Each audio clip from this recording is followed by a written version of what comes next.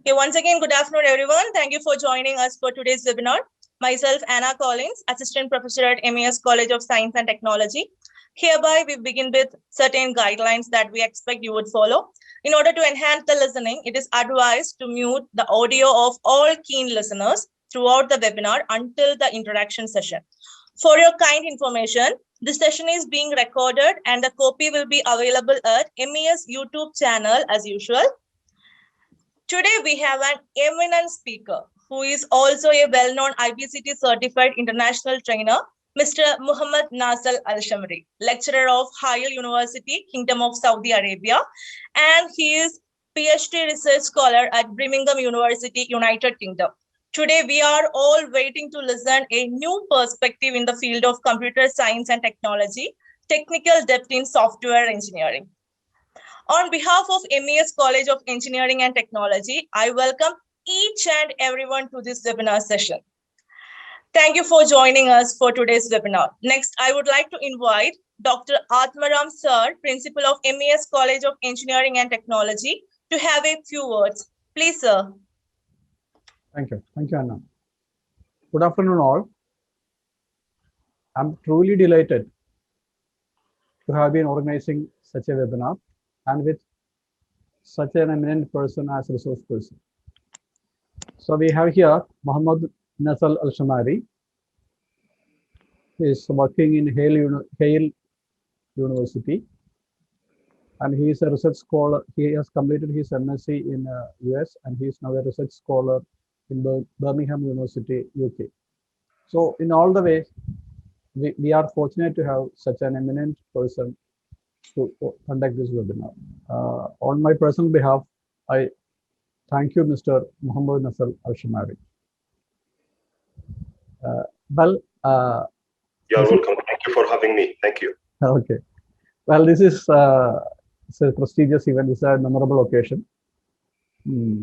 So we have a very eminent personality from another country conducting this webinar for us. And he's conducting this webinar on technical depth in software engineering. So that is actually not familiar area, but it will be useful. And I would like to congratulate our faculty member of H&S department, Ms. Anna Collins, for utilizing all her resources to get us such a well-known or eminent resource person. Thank you, Anna. Thank you, sir. I also would like to appreciate the efforts of Computer Science Department for making the arrangements for this webinar. Okay. Well, so we have a lot of participants here. We can see that we have around 180 participants now. So that's a large number. So my advice to students or faculty members is listen keenly. Open up your mind. So you have nothing to lose, you have to gain a lot. So we MES College of Engineering and Technology, Kunnukara, is organizing a series of webinars. At this pandemic situation, students and faculty members have to acquire knowledge, information, or technical expertise. But unfortunately, due to this pandemic situation, that is not that much possible. So I think these webinars will be really beneficial to all of us, for all of you. So this is a really special occasion, and we are really lucky to have to host such a webinar. And once again, students, please listen carefully.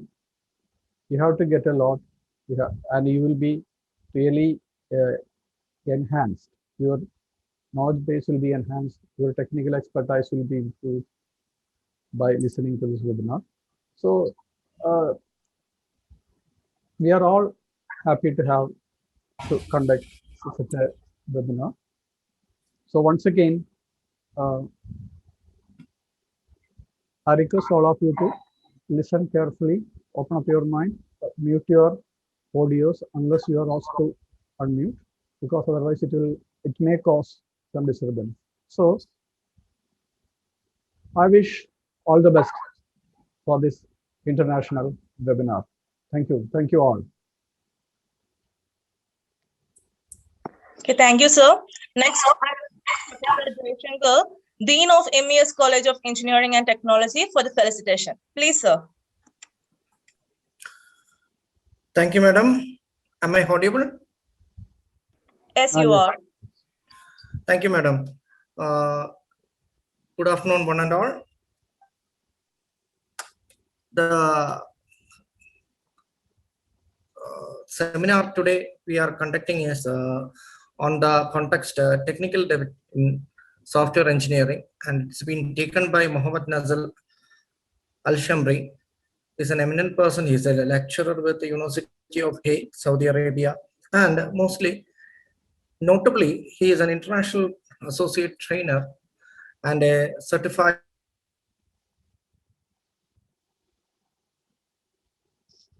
Audio.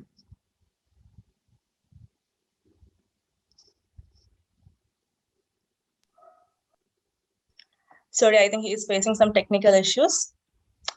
Without further ado, let's hear from the expert more about this topic. Sir, please start your session now.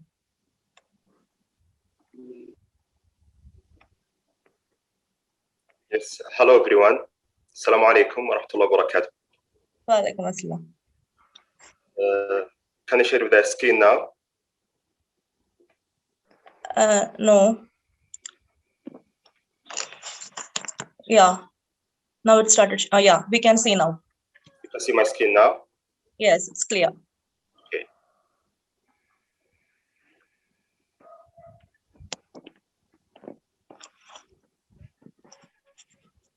So can you see the screen now?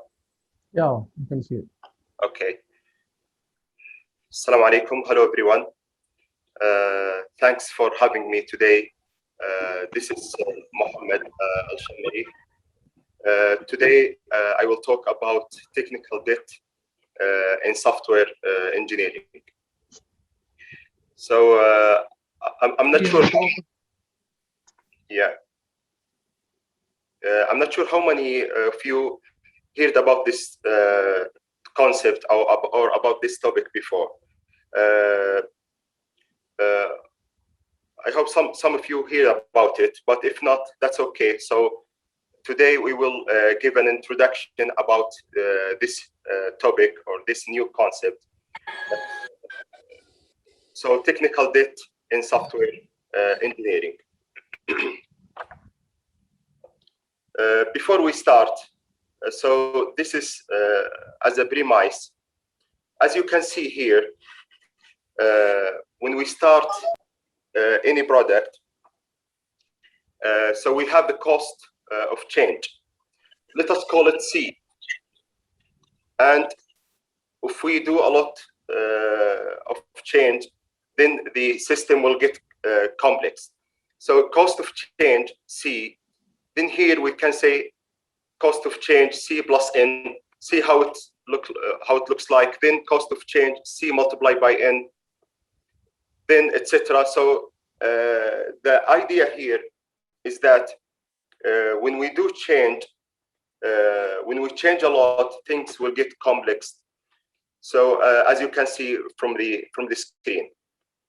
So let's start with the technical debt. I will give you maybe somebody scratch on the screen or something like that. So that's fine. So let's start with the history of technical debt.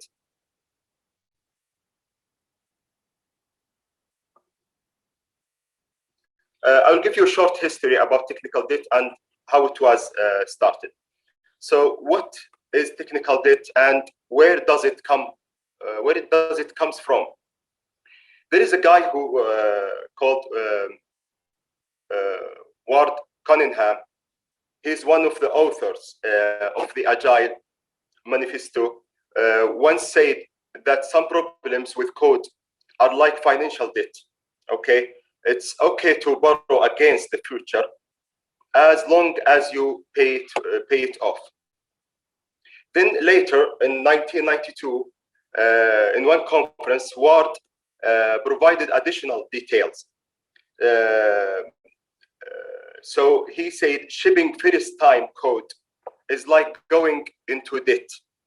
Okay, so when we ship first time code, it's like we get into debt. A little debt speed development, so long as it is paid back promptly with refactoring. The danger occurs when the debt is not rapid.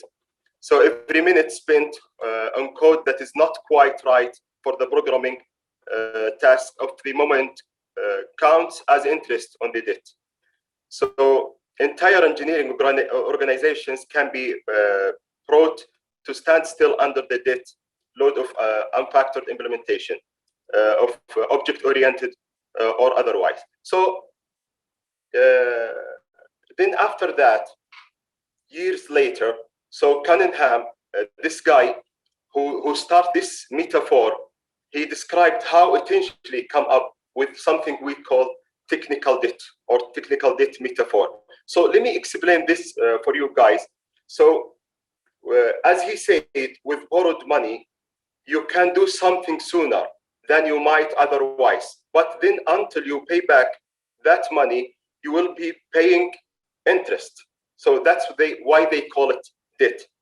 So you'll be paying interest. So he said, either borrowing money was a good idea, either that rushing software out the door to get some experience with it was a good idea, but that of course, he said, you would eventually go back, and as you learn things about that software, you would repay that loan by refactoring the program to reflect your experience as you acquired it.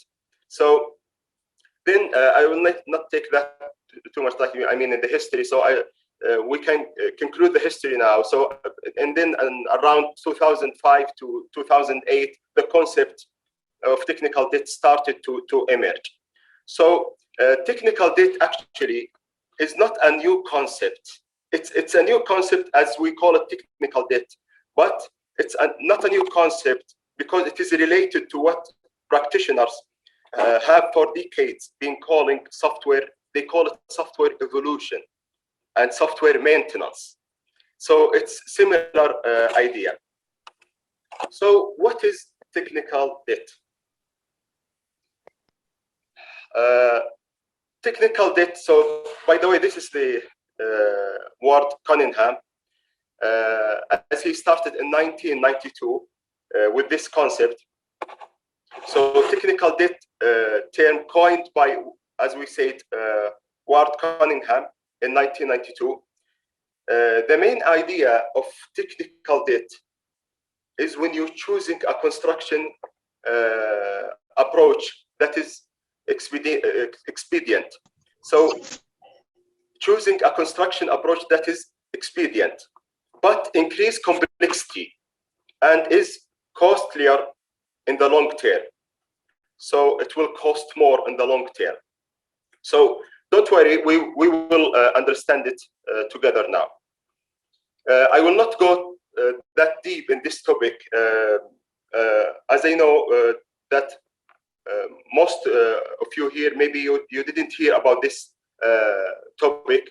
So we will give basics. We will show you, we will explain the concept of technical debt and the main idea of it. And I will give you some example so you can understand it very well. And also I will show you some types of technical debt. So I hope you will enjoy it. So we have many definitions about technical debt. We will not read it, but I will give you an example. You will understand it very well.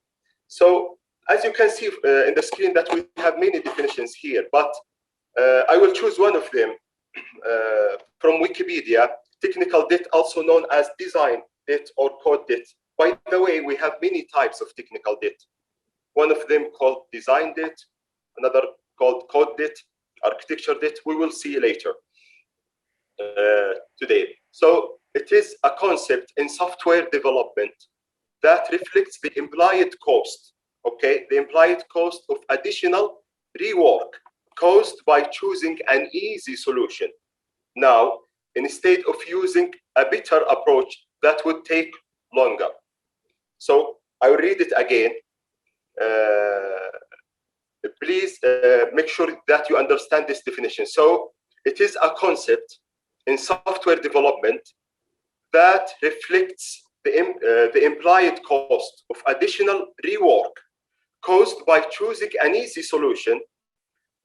We choose it now instead of using a better approach. So a better approach that would take longer. Okay. Another definition here, technical debt is when development teams take action to expedite the delivery of a piece of functionality, which then later needs to be refactored. So maybe you understand it now better, is that technical debt is when development team, okay, take action to expedite the delivery of piece of functionality. So they want to deliver the system by a fast way, and which then later need to be refactored. So for example, a process of prioritizing speeding delivery over perfect code. So they may not do all the functionality, or they will delay some of the functionality and postpone some of the work for later release. It is risky, but it can be beneficial. One definition I like it more is just 3 words. So we can say technical debt is lags behind optimal. So remember it this way: lags behind optimal. So any lag behind optimality is technical debt. So the debt metaphor, I will explain this metaphor for you guys. So use a credit card to obtain something now. So we can, why they call it debt? They call it debt, or this metaphor, for this reason. So if you use a credit card to obtain something now, so in a short term, pay for it later for financial debt. So this is for future payment due, okay? So, but we will have plus interest. So the cost of being able to do this, okay? So that's why they call it debt. Are you able to hear me now?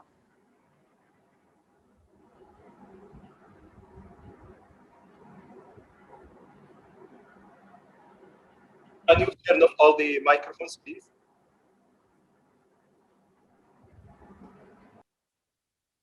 Okay. So that's why they call it debt, or this is the idea of debt metaphor. So when we use credit card to obtain something now, so this is in short term, but in future payment, so we will pay for it later, but we will have plus interest. So this is the idea. So Ward Cunningham reflects on the history, motivation, and common misunderstanding of the debt metaphor, because some people disagree with this. They said, why we call it debt? Why we call it technical debt? So we will, or we could summarize the metaphor as follows: when taking shortcuts and delivering code that is not quite right for the programming task of the moment, a development team incurs technical debt. So this debt decrease productivity. Productivity. So this loss of productivity is the interest of the technical debt. Okay. So these 4 lines is very important. This will explain the debt. Okay. So when taking shortcuts and we take shortcuts and we deliver the code, and this code is not right for the programming task of the moment, or not the quality is low for this code. So a development teams incurs technical debt. So this thing will, of course, will decrease the productivity, and we will lose the productivity or the quality. So losing the productivity is the interest of technical debt. I will give you an example, guys. It is a story. So please try to understand it well. I will tell you a story here. A story of a developer, okay, who want to build a new product. Okay. So suppose that I will tell you this story. Suppose that I am a developer, okay, and want to build a new product, and we want to prototype this thing. We want to build something really scrappy, okay, and get it out the door very quickly. Give it to one of our customers and select it by beta testers, okay, and see if these things is gonna take off. And we're gonna say, okay, once we figured it out, we're gonna step back and productionize it, okay. We later can add, we said, okay, we later can add alarms, and we can add login page for the system, and we can add metrics, etc. As it is common, actually, this thing is common in many companies. Now, let us assume that we built it, or we built that product, and we start having customer using this product. So, and we did not, in doing all these optimal, we can say optimal things. We did not finish all of these optimal things. So technically, we delivered the features, but in suboptimal way. So it is not optimal. Okay. When we want to maintain these features, when we want to go back and maintain these features that we already built it, we're gonna be it's gonna be very, very difficult for us. We're gonna have to go back in a later point and time and address all of those shortcomings, those things that we never did and we should have done actually before. Although from customer perspective, it looks like everything worked perfectly, okay? And from business perspective, everything is working, but the developer perspective, we feel the pain because we know that we will let the system get out there that is not manageable, and we don't know if it is gonna work healthily or not in the future, because you know that there are many debts and shortcuts. Okay. And we know that these debts waiting for us in the future. So unless if we address them immediately and solve the problem early, otherwise it's gonna be bigger and bigger with the time. And you know that more and more debts are waiting for you in the future. And then it becomes manageable. If we address these debts immediately, it will be manageable, and you will start, otherwise we will start from the scratch. So that what technical debt is. It is actually, guys, when someone or something by suboptimal way, when we do something by suboptimal ways that produce artifacts that you need to address later in order to have stable system or stable features. That is the essence of technical debt. So, guys, why it is a problem? Why technical debt is a problem? Actually, it is a problem because we need to go back and fix these things, and you might not be the person actually who actually built the system. So suppose that you are not the person who actually built that system. you will need to go back and fix these issues. Suppose we are working in a large organization, and the person who built this is another person, and then you need to fix these issues. So many contexts need to be fixed. It takes much longer, and feature or the modifications to the system, so that this is the issue. So this is what technical debt is. It takes much longer time. We will spend money on that. So how to deal with these things, guys, and how to fix it? So two main things to prevent, as you can see from the screen, guys. So we have two main things to prevent the technical debt. First, the education. We mean that we speak here about awareness of these issues in the companies. If you graduate, guys, in the future, and you will work in different companies or places, you will practice these issues. So first thing is education. Second thing is that developer should push back actually against the product managers or anyone who asks to build the features by suboptimal way to meet the timeline. You will receive people who will push you to submit the product or the features or build it by a suboptimal way. So how to fix it? How to fix the technical debt? We can allocate time to refactor actually and fix the problems. You got to clean up actually the mess you made or these technical debts. Second thing is dealing with technical debt is never an easy thing. The more technical debt you have as a sum, the harder to deal with the problem. So a small amount of manageable and fine.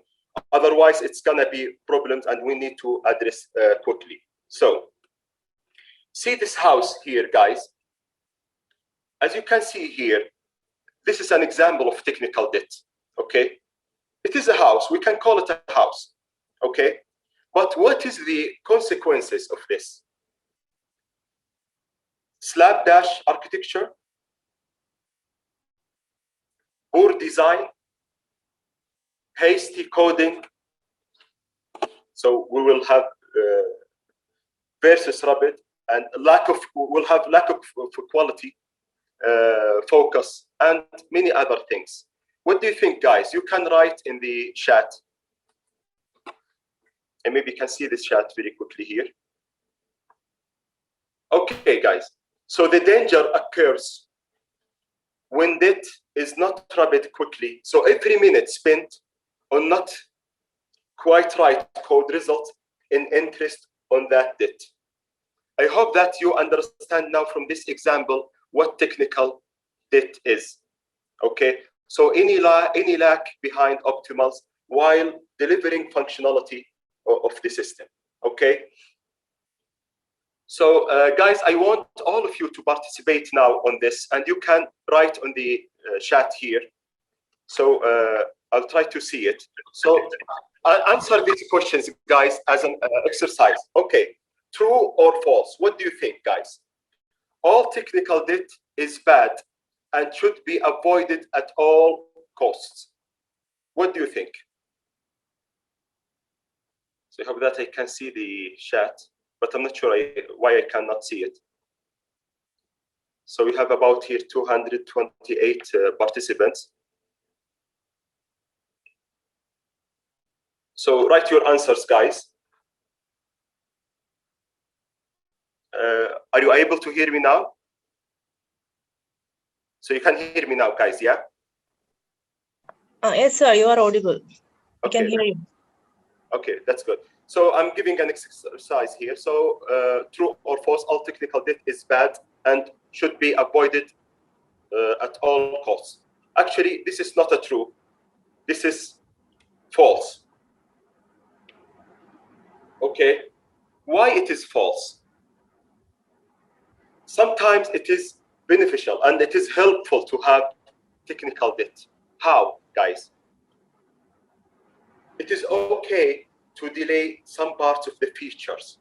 Features are not, for example, features are not that important and are not critical features, okay?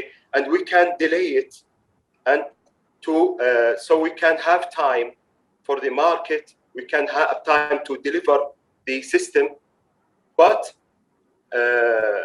we have a condition here, guys, is that it has to be manageable, okay? And we have to address these things. So, for example, if you go to the bank sometimes and you borrow money, it's okay. You need this money now, but at least it is manageable. You can cover these things. You can pay this money back, okay?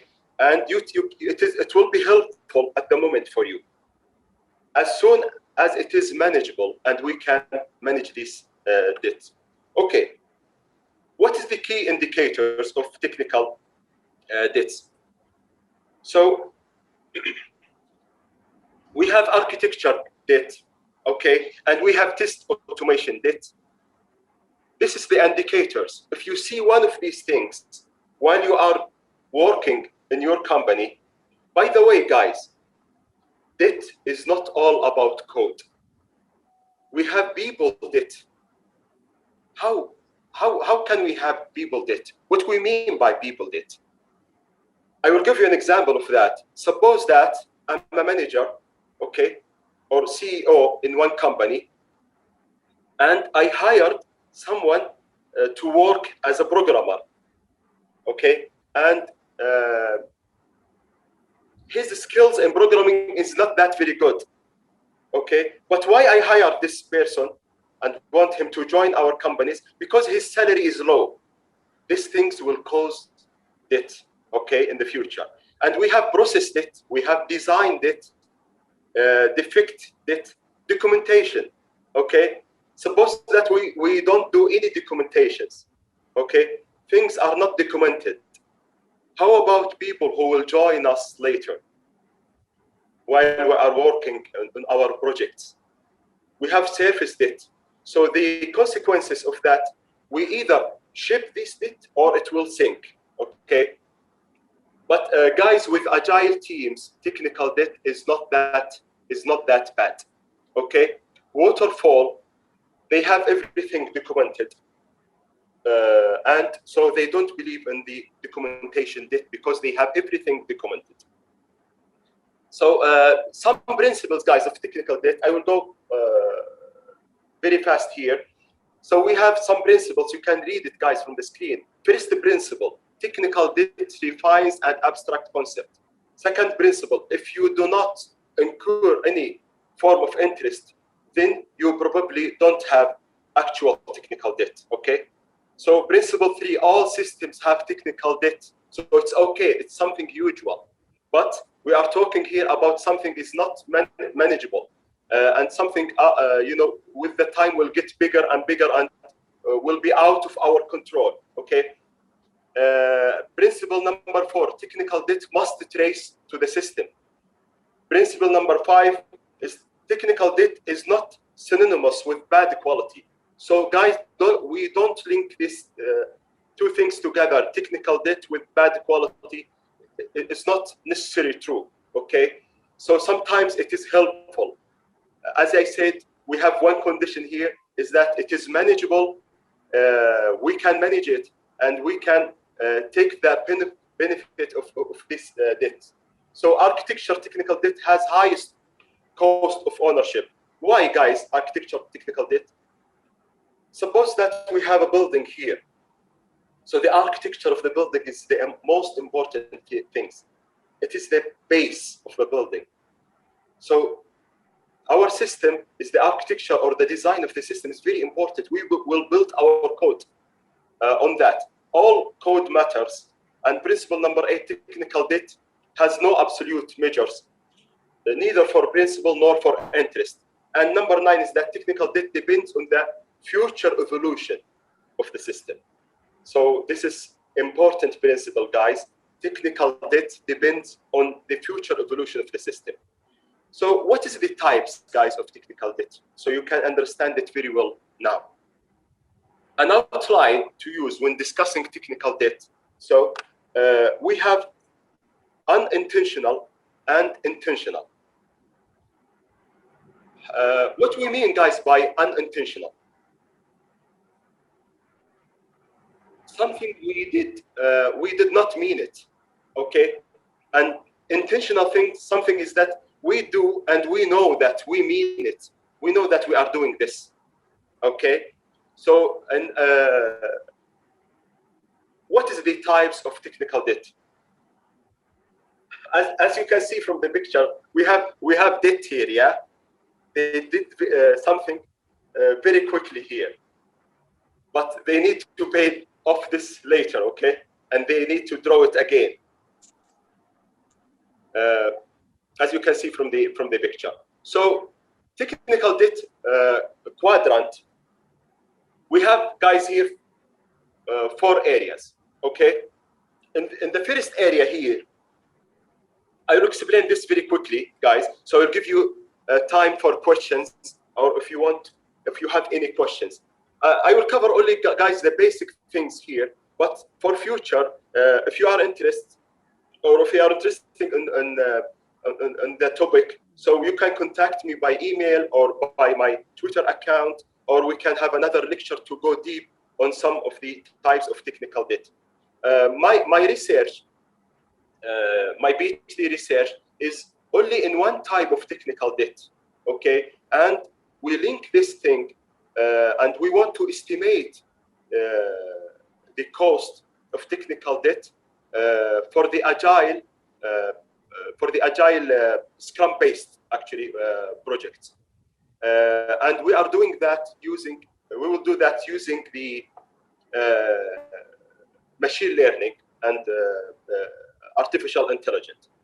Okay, so as you can see here, guys, so we have reckless, okay, and we have prudent, and in the upper side we have intentional and we have unintentional. Okay, so with something reckless, we do it by reckless way, and it is intentional. So we don't have time to miss with coding standards, for example. We don't have time for design, for example, of that. We don't have time for design. This is reckless. Unintentional, if we do something by unintentional way and it is reckless. I will give you an example for that. Guys, try to not to scratch on the screen, okay? So we can see the screen. Unintentional thing, and it is reckless. There is a standard way of doing this, okay? What is layering, for example? And here, guys, here we have something prudent and unintentional. What we mean by prudent, guys, here? Like wisdom, okay? Something we know, we do it by a good way. We know now what to avoid, okay? And for example, here, not, or now we know what we should do. Okay? All of these areas, guys, is not a good thing to do, but here, something that we do by intentional way and prudent. For example, we will ship on time and revise the quick fix as our top priority in the next release. For example, we must ship now and deal with these consequences of the debt. So if you must take on technical debt here for valid reasons, then respect the asterisk. So here, guys, with the short term here, only if the commitment is there to schedule, prioritize, and fix soon. For example, in the next sprint, you know the sprint in Agile or Scrum methodology. In long term, guys, only if the commitment here is there to sponsor projects to resolve the debt, okay? So this is in short term and this is a long term, but here it is okay to have risk as I said, guys, before, is it okay to have risk?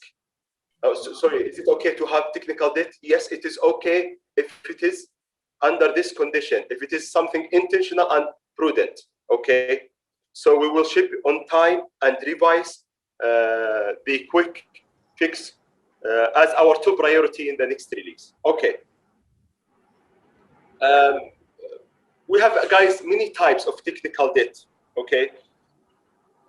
As we said, we have source code formatting, okay? And we have low test coverage. Actually, the source code formatting is something very common.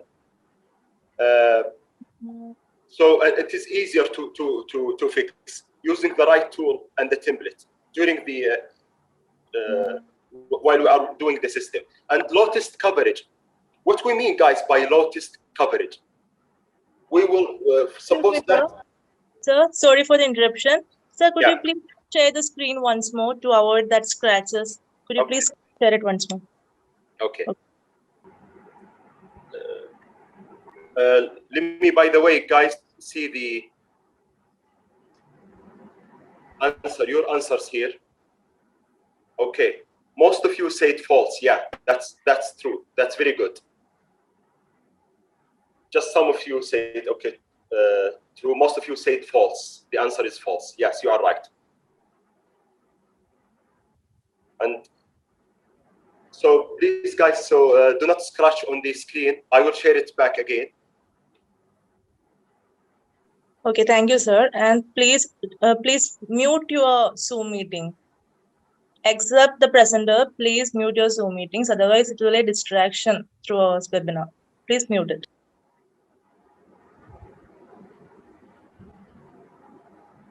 Okay. So you can mute your microphones, guys. Okay.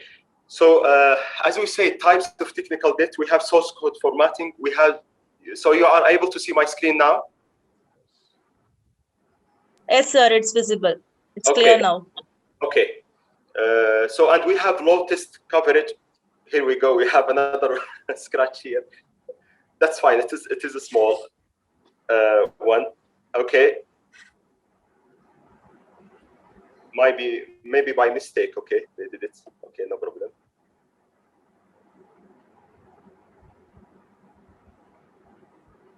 You're able to see my screen now? Yes. Okay. So we have low test coverage. What we mean, guys, by this is one type of technical debt. They did not, for example, test the system or cover all the classes. They did not cover all the class. They did not do test the class for each class. They did not test the critical features. We have here some bugs. So we have low test coverage. So this is one type of technical debt.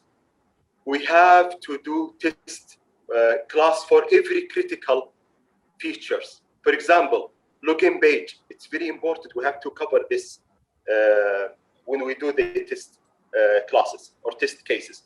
And lack of modularity. What we mean by lack of modularity? So this is actually general results from a poor code design. So from suppose that we have poor code design, we will have lack of modularity. So this will cause technical debt. Code complexity, guys. One type of technical debt.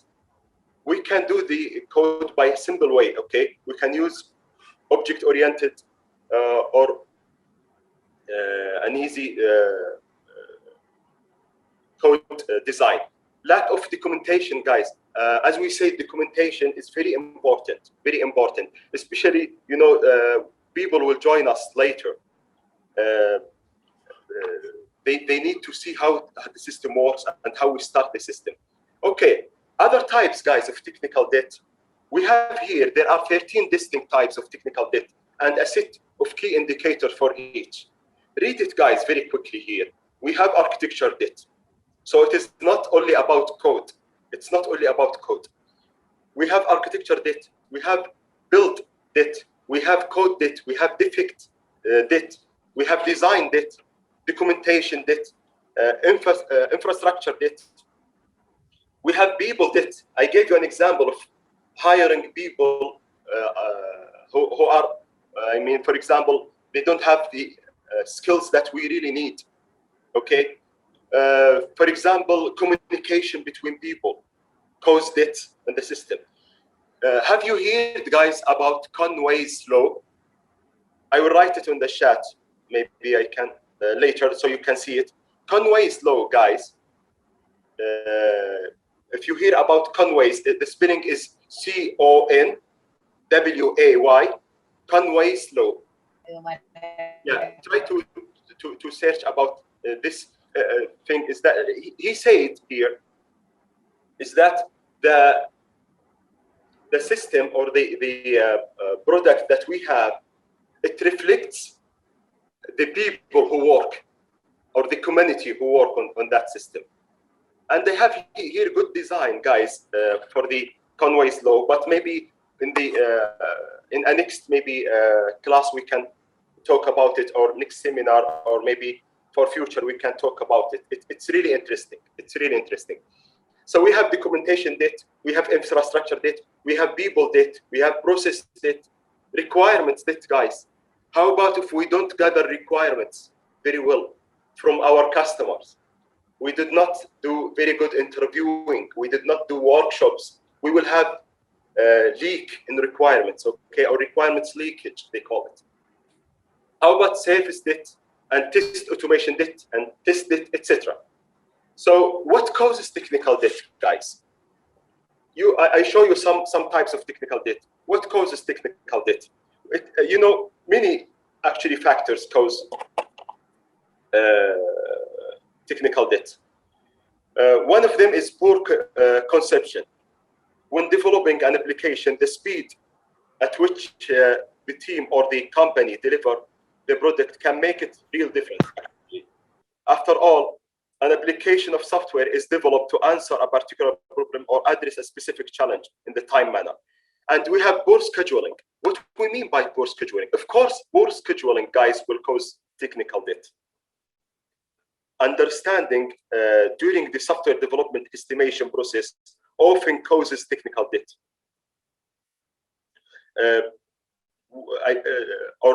I mean misunderstanding that the scheduling is very important.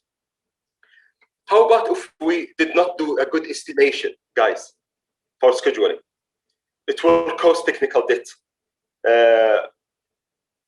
The technical team will focus only on the respect of time estimates. You know, we have many examples or bad practices, you know, of that. So we should have good estimation for scheduling. Who will do these tasks, and when he will deliver it or she will deliver it, and it has to be on time. And we should have milestones for that. Another reason is that bad development practices and outdated technology. Also one example of that. What we mean, guys, by outdated technology?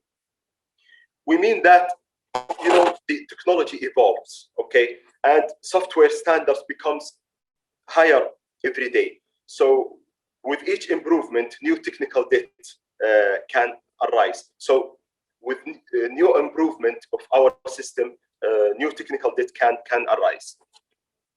How to reduce or eliminate, guys, the technical debt? The quickest actually to solve, and we have fixing debt, actually, guys, the quickest to solve. Fixing debt that like little time to fix is an excellent way to eliminate technical debt gradually. And priority, guys, is very important to reduce or eliminate the technical debt. I will, guys, conclude in like about 2 minutes now. So priority is very important.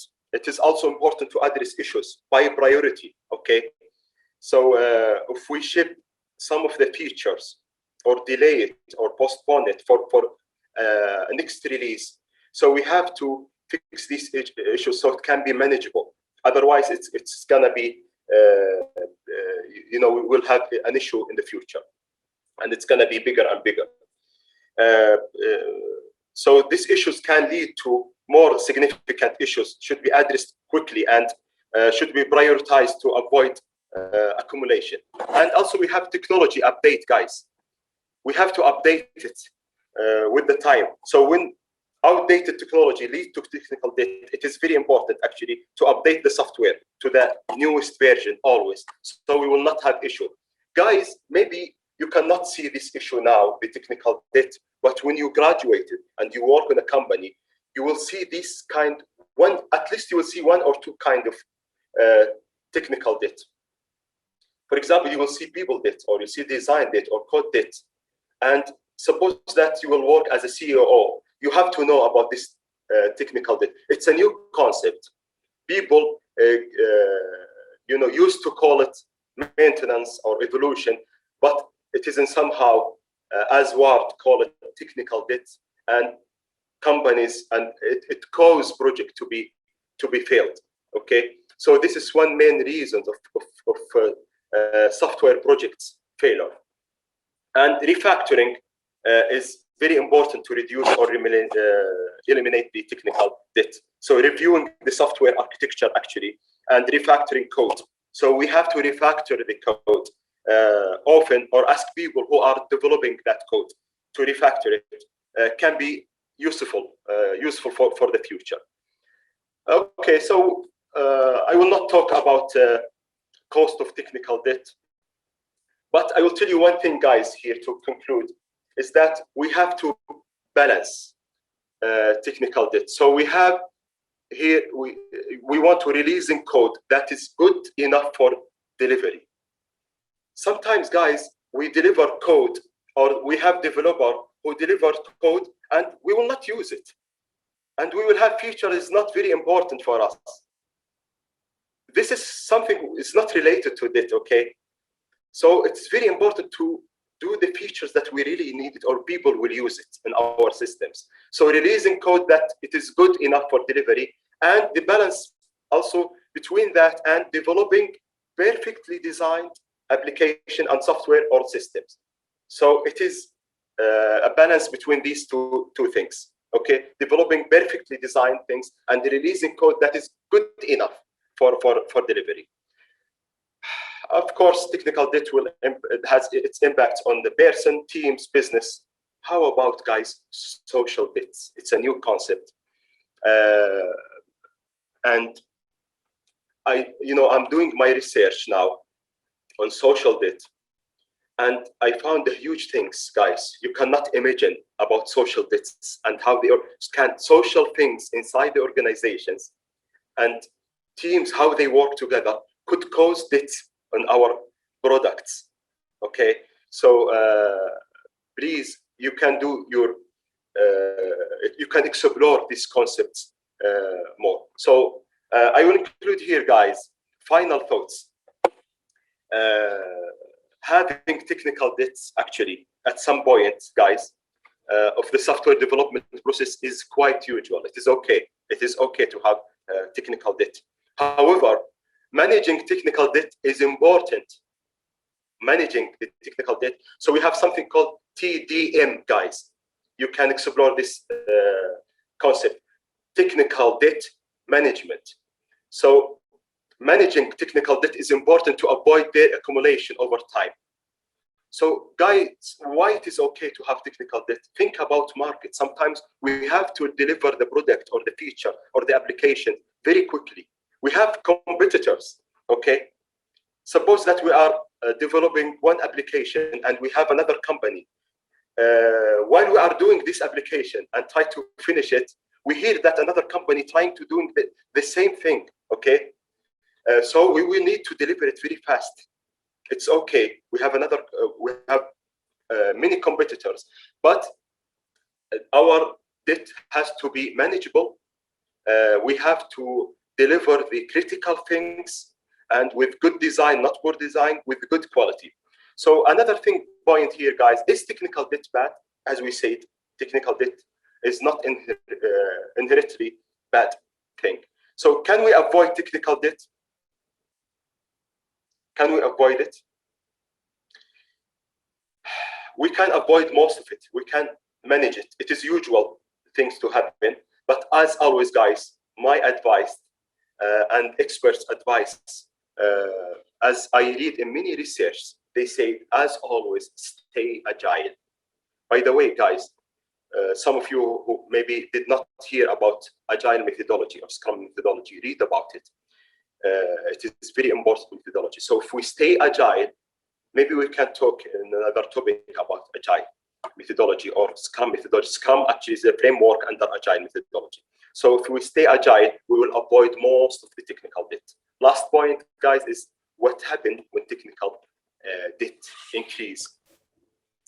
Is that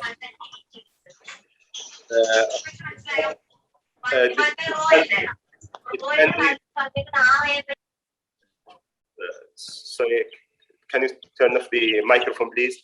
So technical debt can, what happened when technical debt increase? Okay, technical debt can raise to a level where the team can add no new functionality. You can see this level, guys. So when the team can add no new functionality, they cannot add any functionality to a product. See, this is the level that we don't want to be there, okay? So dealing with technical debt issue may cause your team to overestimate their backlog items. Thus, fewer backlog items can be complete during a sprint because the estimates being to add up very quickly. Thank you, guys. I hope that you enjoyed it, or at least you have a general idea about this new concept. Please try to explore this concept. It's very important in the future. Okay, many companies, they don't know about it, and and it is very important topic nowadays. Companies and practitioners, actually, they are suffering nowadays from this issue, from technical debt. I tried to give you a general idea. I tried to give you an example, an introduction, and basic things. I tried to not go deep on that topic because it is like something very special or specialized things that, you know, I know that most of you are, or the majority here are undergraduate students, but it's good to do your projects, guys, searching and exploring this topic. It was my pleasure to hear about you. I want you guys to, we want to conclude with this. I want you to, so we have learning moments now. Can you put in the chat now, or you can maybe send me later by email, or send me using my, here is my Twitter account. It is M_ALLWAISH. Or you can send me an email to MALLWAISH@hotmail.com. Guys, give me one thing that you learned, or you see it more helpful for you. One lesson learned, one important thing that you learned today. I just want one thing, okay? I hope that we have time to hear from you guys, but you know, we can conclude by, we can hear maybe one or two questions if you have time. I wrote here in Arabic, shukran, and thank you so much, guys, for joining us today, and thanks for having me to introduce this new concept or new topic, technical debt in software engineering. I hope that you have an idea at least about it. Thank you so much, and I hope that I will meet you in a later maybe class or seminar or topic, different topic and different time. Thank you so much. That was really a wonderful session, sir. Thank you so much, sir, for the deep knowledge about the technical debt. Now we have an interaction session. We will go ahead and take some time for questions now. Okay. We would like to hear from you guys. So now it's time to clarify your doubts regarding this topic. You can ask your questions now, please. Guys, I will try to read the chat here also. and I can hear your questions. So if you have any question, please go ahead.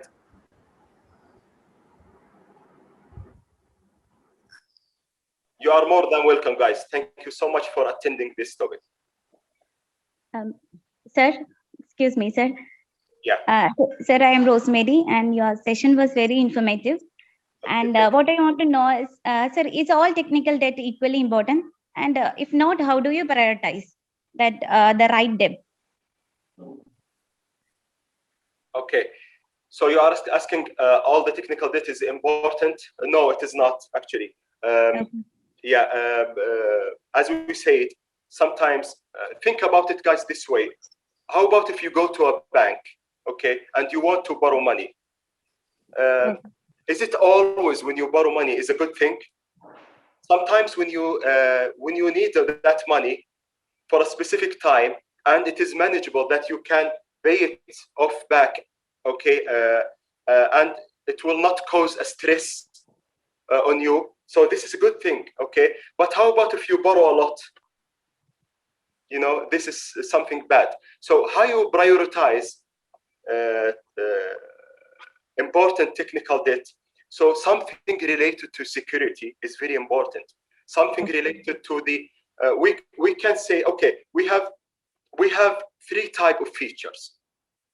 One type is something we call it very critical features.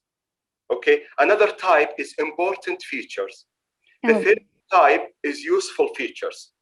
Something related to critical features, for example, login page, security things, critical features that, you know, we can think about it by this way.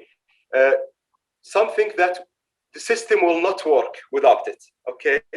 So this is, we call it very critical. So this is very important.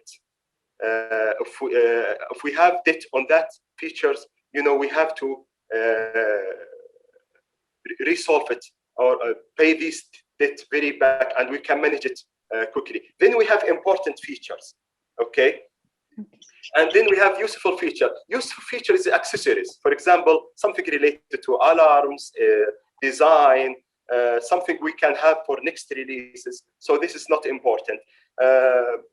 It's guys, it will take a lot of, of time to explain the difference between critical and important and useful features. But you can Google that and you can see what are the difference between these kind of features.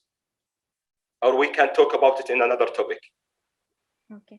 So, sir, should this non-priority technical debt ticket be pruned from our backlog? Can you say that again? Sorry. So, should we not the non-priority technical debt be pruned from our backlog? Yeah. So, for example, in Scrum, okay, in every sprint, this is why we say stay agile. It is manageable. So in every sprint, we can see what is the debt we have and how can we manage it. Then we move to another sprint, okay, to manage these debts. Okay, thank you. Thank you, sir. Thank you so much. I hope that you answer. If I understand your question, I answered it yeah, very well. So, yeah, I have another question here. It's called in the chat. It's Sarah or something like that. The name. When will we use the technical debt management in agile project management? As I said just now, so in agile, guys, so read about agile and Scrum methodology. It is very good to manage technical debt by every sprint, okay? And read about it, because we will need another 1 hour to explain how to deal with technical debt in agile methodology, okay? It is different topic, but stay agile. It will be very helpful for us to deal with that, to deal with the technical debt. And another question here is the long term is technical debt. Maybe he said, okay, technical debt useful in a long term, maybe, or in the long term is technical debt useful? As I said, think about it. When you borrow money, you will need it sometimes, but on the long term, yeah, it is benefit if it is manageable, okay? And if we, for example, we want to deliver the product to the market very quickly, and so we will have other competitors, people who are doing the same product. So, but with the long term, it's not beneficial if we keep it. It will become bigger and bigger. So we have to do it immediately. But it's okay to have technical debt, as we said. Sir, could you please explain architecture technical debt affect? How will it affect the software? Yeah, as I said, thanks for this question. As I said, maybe architecture is very important, guys. There are many research on architecture technical debt and how architecture can lead to technical debt. So architecture, guys, is the base things. When we choose a good architecture for our systems, you know that we don't have good and bad architecture. We have good architecture for this system and bad architecture for this system. So every architecture is unique for one system. And as you know, we have every project is unique. So we will use the architecture which is important for our system.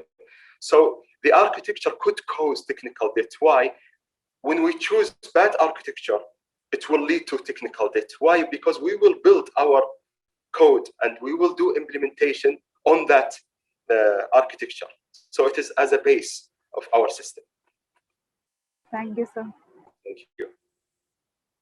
And Hello, guys, sir. if you don't have time, you are very welcome to send me by email or by Twitter account if you have any questions about that. I know that we were not able to cover everything, but I tried to give you basic things and introduction to this topic, because as I know it is a new concept for most of you. I know that maybe some of you know about it already, but I tried to I tried not to go like very deep on that topic. Hello, sir. Yeah, hi. Assalamu alaikum, sir. Sorry. So my question is, how to measure the technical debt? That is there any available tools for measuring the technical debt? Can you say that again? Sorry. Is there any tools available for measuring the technical debts? How Yeah. to measure that? Yeah. Actually, there is one chapter I have here about measurement or the estimation. I was doing some, I was trying to investigate the estimation of technical debt or how to measure technical debt. So there are many ways to measure it, and there is ways of how to calculate technical debt. But actually, it will take time to speak about it now. But maybe you can send me an email so I can guide you to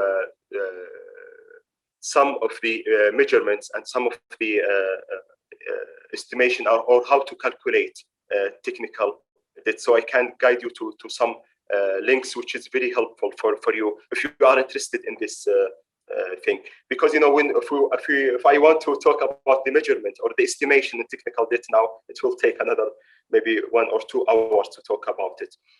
But it's very we have many techniques to how to measure technical debts and how to estimate the debt. And as you guys maybe heard about the risk management or risk management register also, and how to deal with these risks or the risk indicators. So we have schedule risk, we have people risk, we have many kind of risks here. Yeah. Okay, sir. Thank you. It looks like we have covered all our questions. Do we have any other doubts?